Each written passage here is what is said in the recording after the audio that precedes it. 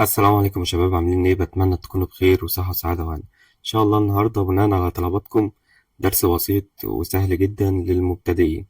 تمام. هنتعلم فيه ازاي نرسم فن الخدع البصرية بسهولة جدا. درسنا بسيط جدا وان شاء الله اقدر افيدكم. ما تنسوش تدعمونا بلايك وسبسكرايب. يلا بينا نبدأ. اول حاجة هنرسم كأننا بنرسم عين كده بالطريقة دي، نظام اقواس، قوس فوق كده وقوس تاني مقابله بالشكل ده كده.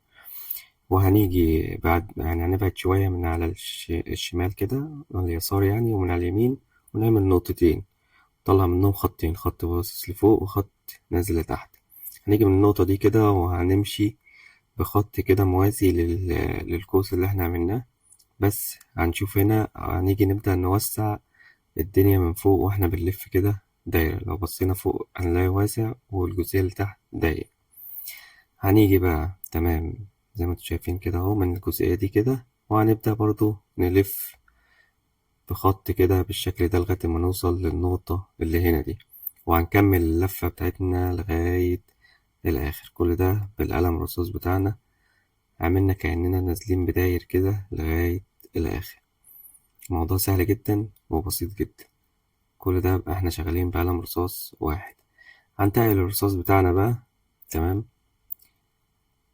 هنجيب قلم رصاص يعني أتقل شوية، مثلا 10 أو 8 أو 8 بي.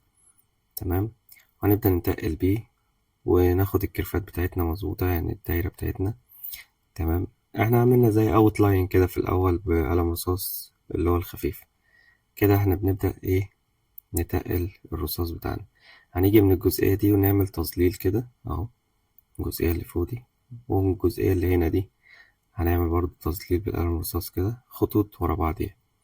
بس بنتقل الخطوط اللي ناحية جوه وبعد كده نخفف واحنا طالعين لبره. تمام. زي ما انتوا شايفين كده اهو.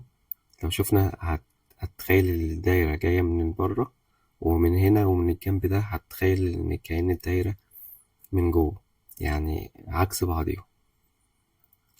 هو ده الهدف من رسم الخدع البصرية. هنجيب بقى أداة تسيح الرصاص يعني. حابين تستخدموها تمام اوكي، مش حابين تستخدموها برضو براحتكم. مش متوفرة عندكم ممكن تستخدموا منديل وتلفوه على صباعكم كده، وممكن تسيحوا بيه الرصاص، أو بالأعواد القطن اللي هي بتاعت الودانات، ممكن تجيبوها من الصيدلية تسيحوا بيها الرصاص برضه. موضوع سهل جدا يعني، بسيط جدا جدا. زي ما انتوا شايفين كده أنا سيحت الرصاص بيها. هي عبارة عن كرتون ملفوف، يعني موضوع سهل جدا جدا يعني. هسيب لكم برضو دروس.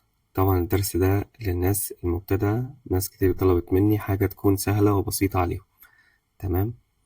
فحبيت أعمل لهم حاجة بسيطة وسهلة وتكون سريعة برضه. وهسيب لكم في أسفل الفيديو في الديسكريبشن يعني بعض الفيديوهات برضه لرسومات تانية.